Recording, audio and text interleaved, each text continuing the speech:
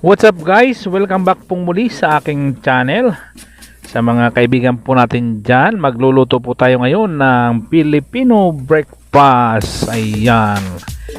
At sa mga kaibigan po natin dyan na bago pa po sa aking channel, napadaan lang, yan, huwag po nyo kalimutang i-subscribe si Colwin. At sa atin yung mga kalingap friends, ayan, huwag po natin kalimutang i-subscribe. Sila Kuya Bal, Kalingap Rab, at ang mga team Kalingap partners na nagiging kaagapay ni Kuya Bal sa kanyang mga araw-araw na adhikain na pagtulong sa mga mahihirap. Ayan po guys, ang ating pong recipe ulam sa araw na ito ay Pinoy breakfast. Ayan, at umpisa na po nating magluto guys. Ayan po. Sa pagpiprito po ng itlog guys, dapat ay painitin muna natin yung kawali.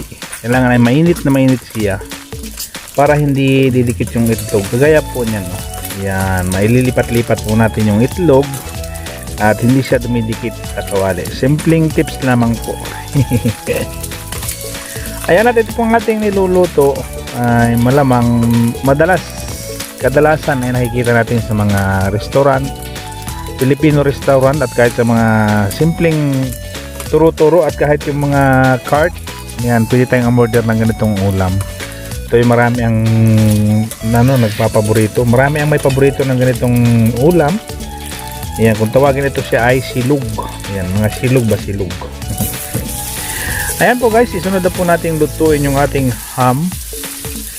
Itong ham na nabili ko po ay yung yung maliit lang siya. Yun lang kasi sa ating budget. At hindi po yan masyadong maninipis yung pagkahiwa ko.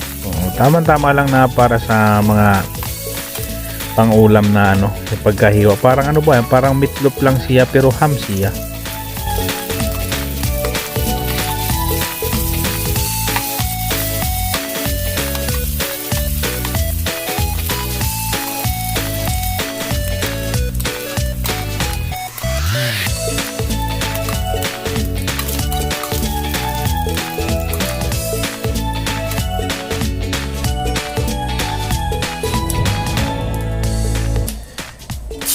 Ayun, at ito po yung ating marinated beef.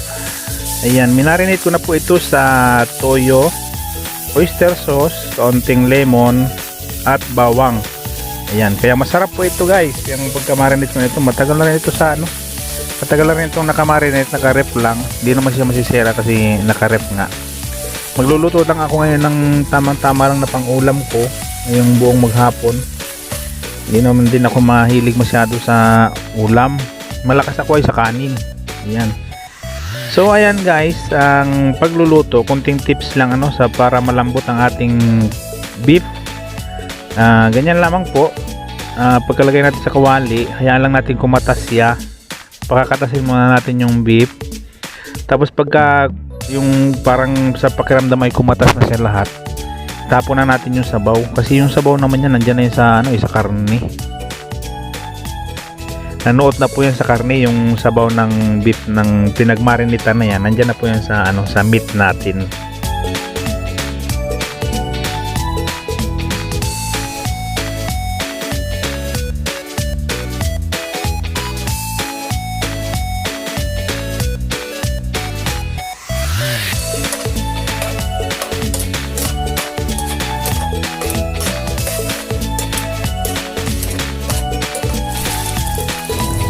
So ayan na po guys, naitapon ko na yung excess niya na sabaw kanina, at yan, nilagyan natin ng kaunting mantika at para prito-pritohin na natin yung ating beef tapa.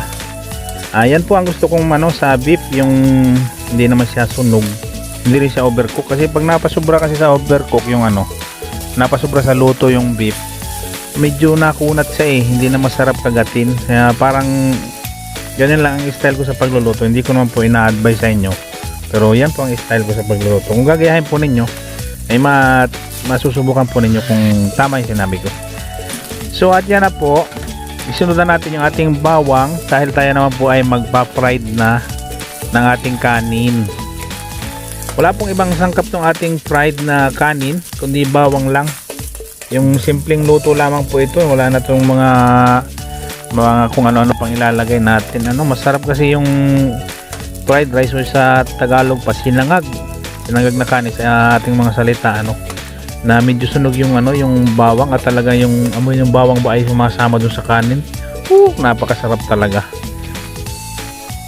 Ayan, at meron po tayong kanin na ilalagay na yan. Hindi po ito bahaw. Actually, ito po ay sinaing ko kanina. Kaya lang gusto kong mag fried rice. Kaya, ayan, ito po ang aking ilalagay. Lagyan lang po natin ng kaunting asin, pampalasa.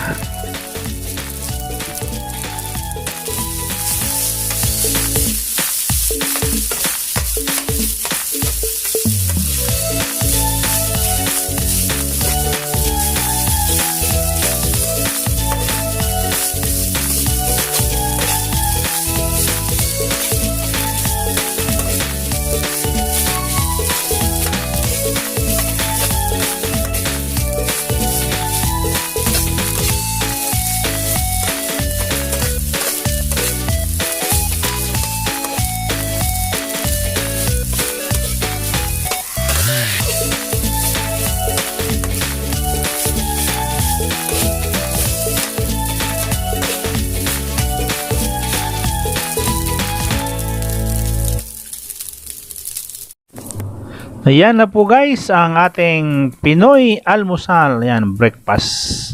Heavy meals to. Kumpleto, napakaraming ulam. May kanin din no, na ano, isang takal na kanin. Ayun no, sarap. Mayroon pang saging, mga minatamis, saka orange. Ayan. Kain na po tayo.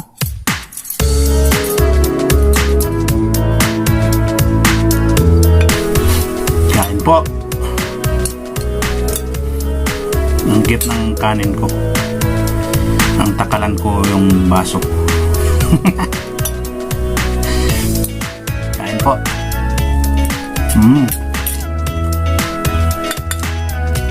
Nadimit ako.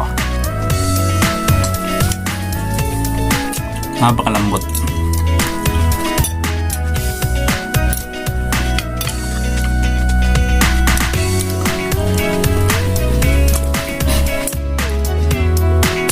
Ito ang gusto ko sa itlog, yung ganito lang.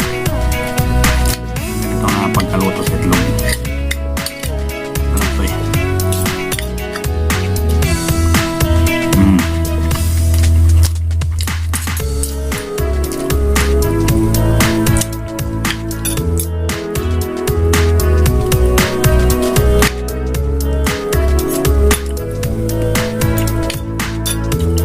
Sarap ng ham.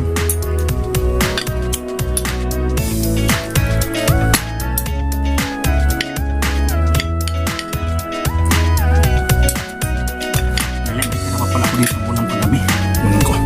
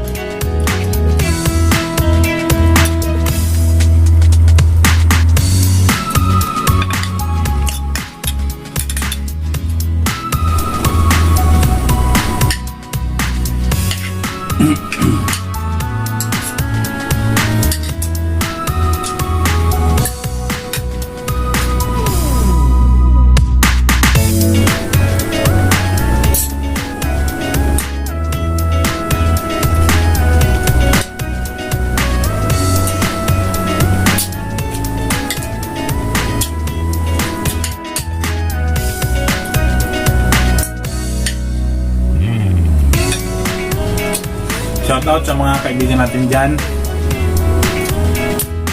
sa mga team Kalingap dyan na nanonood. Shoutout po sa inyo, kain po tayo sa Tugs Family, sa aking team Bulig. Yan, shoutout sa inyo, no? Kain tayo. At sa mga super chat ko dyan, members, sa mga solid viewers ko dyan, yan, shoutout po sa inyo.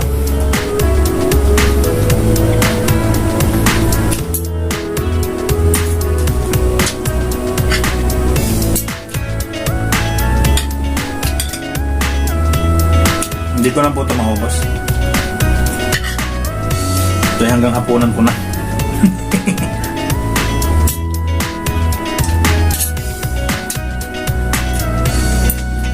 Ano to? Ulam ko na to. Alam sa tanghalian ang punan. Dami to eh.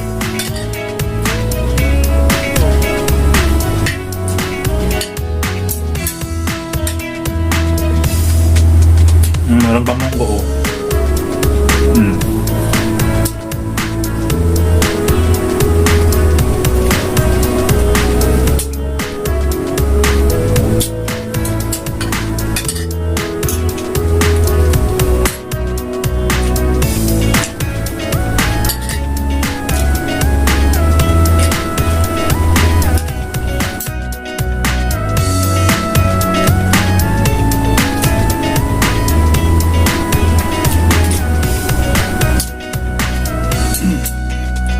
Kung si Bernes yan, nagluto akong munggo. Ay, pasensya na kayo sa background ko ha. Nandiyan na po kayo. Alam niyo naman po itong mga OFW ang mga kwarto natin talaga.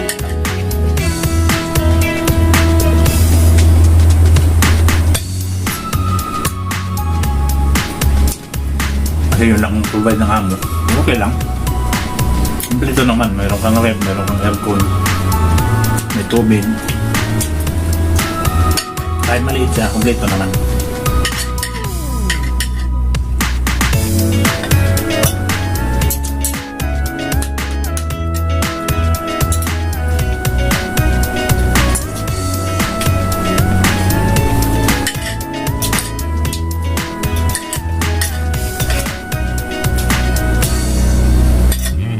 Masarap kainin yung bawang ngayon tinda dito.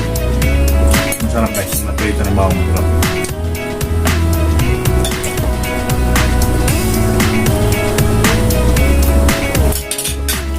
So ayan po guys, hanggang dito na lang po ang ating vlog na araw na ito, ang ating pag-almusal. Maraming salamat sa inyong panonood.